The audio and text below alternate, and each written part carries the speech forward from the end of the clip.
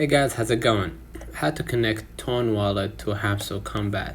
So first of all, go ahead and open up your Hamster Kombat, and then go ahead and click the airdrop right here at the bottom. And what you're gonna do, just go ahead and connect your Tone Wallet. Connect your crypto wallet. If you don't have one, create one in your Telegram account.